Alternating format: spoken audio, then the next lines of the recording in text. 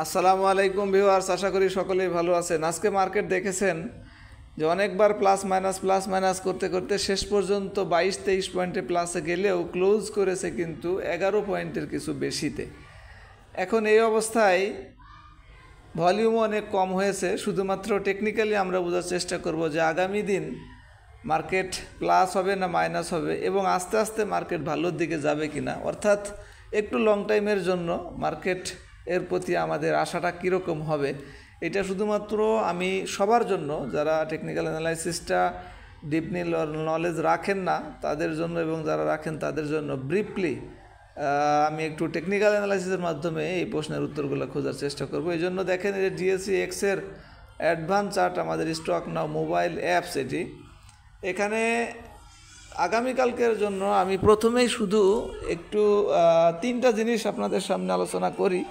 একটা হচ্ছে ক্যান্ডেলের চেহারা এবং তার অবস্থান, দ্বিতীয়টি আপনারা জানেন ভলিউম, আরেকটা হচ্ছে যে ম্যাকডির নিচে যে হিস্টোগ্রামের বার ক্রিয়েট হয় এই বারগুলা ক্রিয়েটের অবস্থান দেখে হালকা কালার এবং তার ভলিউমটা দেখে, মানে বারগুলা ছোট নাকি বড় সেটা দেখে।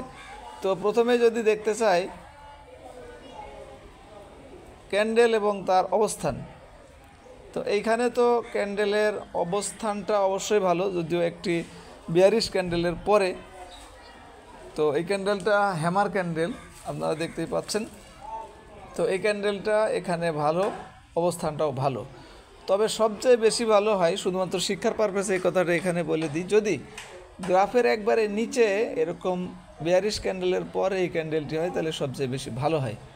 যদিও এখন কিন্তু আপনারা জানেন 5056 থেকে মার্কেট অবস্থান 5340, তো 300 পয়েন্টের মতো বাড়ছে, অর্থাৎ গ্রাফটা কিছুটা হলেও উপরে। তো এই হিসাবে তারপরেও এখানে ভালো, কিছুটা দুর্বলতা আছে। তবে যদি গ্রাফেরও নিচে হইতো, ধরেন 5056 তো 5100 এই দিকে যদি, তাহলে কিন্তু আবার বেশি ভালো হতো। সুতরাং গ্রাফের নিচে এবং লাল ক্যান্ডেলের নিচে এই ক্যান্ডেল হলে সবচেয়ে বেশি ভালো হয়। তবে গ্রাফের কিছুটা উপরে হলেও যদি লাল ক্যান্ডেলের পরে হয় তাহলে কিন্তু এই ক্যান্ডেলটা তারপরেও ভালো হয়। আশা করি এখানে বুঝতে পেরেছেন। এখন আমি সরাসরি চলে যাচ্ছি ভলিউমে। ভলিউম আপনারা দেখেন যে গতকালকে 710 কোটি টাকার ভলিউম ছিল, আজকে কিন্তু ভলিউমটা কমে 439 কোটি টাকার মতো হয়েছে, যেটা গতকালকের সাথে কম্পেয়ার করলে কিন্তু একবারেই হঠাৎ করে অনেক বেশি কম।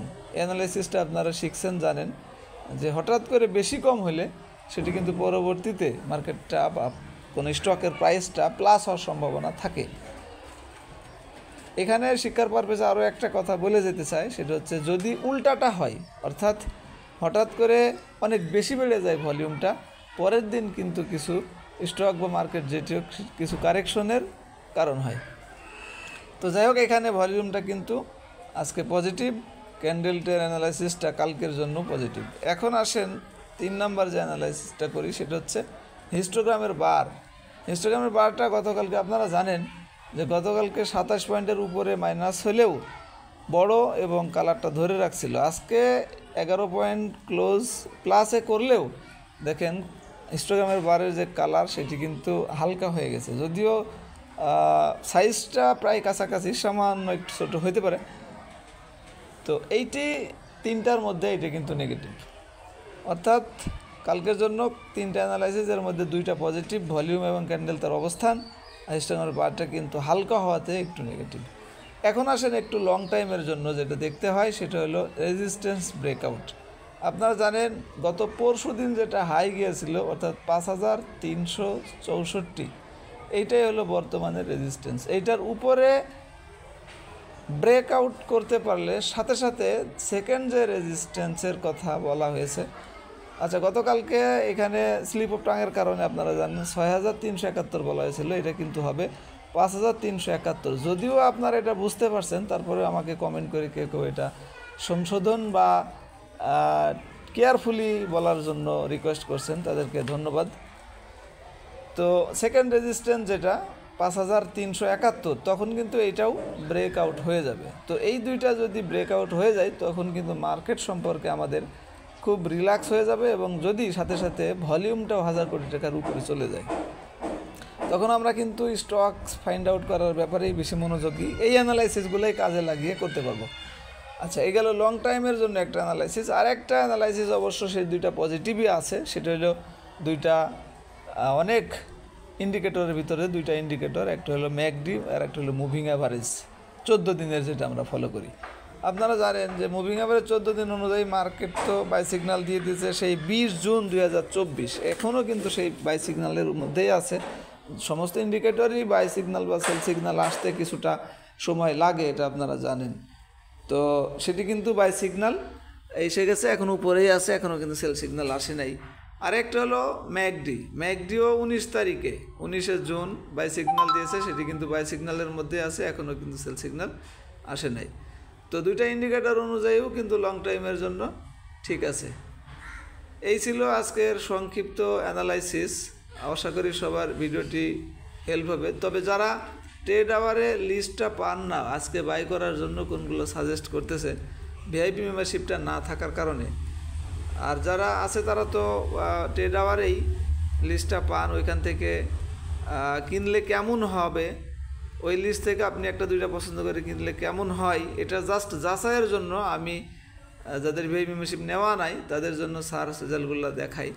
ভিআইপি মেম্বারশিপটি যারা নিতে চান তারা উপরের নাম্বারে যোগাযোগ করে নিতে পারবেন, কারণ একটা অফার চলতেছে, যেটা 2 বছরে 3600 টাকার প্যাকেজ 3000 টাকায়, অর্থাৎ 600 টাকা কমে।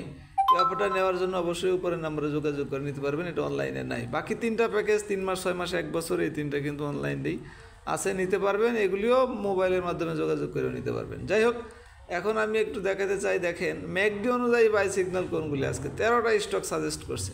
তো আপনারা একটা যদি একটু খেয়াল রাখেন, পরবর্তীতে কেমন হয় বুঝতে পারবেন যে এই লিস্ট থেকে ক্রয় করলে কেমন হয়। আরেকটা একটু দেখাতে চাই বি ক্যাটাগরিজ থেকে রানিং, এখানেও দেখেন 35টি স্টকের নাম আসছে। এগুলাও একটু ফলো করলেই বুঝতে পারবেন যে কতটা কার্যকরী হয় কি বা হয় না। আরেকটা আমি একটু দেখাই, সেটা লাস্ট কয়েকদিনে 10%-এর উপরে যে স্টকগুলি আছে, এখানেও কিন্তু 14টা স্টক সাজেস্ট করছে। আশা করি ভিডিওটি ভালো লাগছে market short time long time বোঝার জন্য, এবং সার্চ রেজাল্টগুলো সবার কাছে পৌঁছাইতে এবং আমাদের সার্ভিসটি কন্টিনিউ করতে অবশ্যই লাইক, কমেন্ট এবং শেয়ারের মাধ্যমে আমাদেরকে সহযোগিতা করে উৎসাহিত করবেন। ভালো থাকবেন, ধন্যবাদ, আসসালামু আলাইকুম।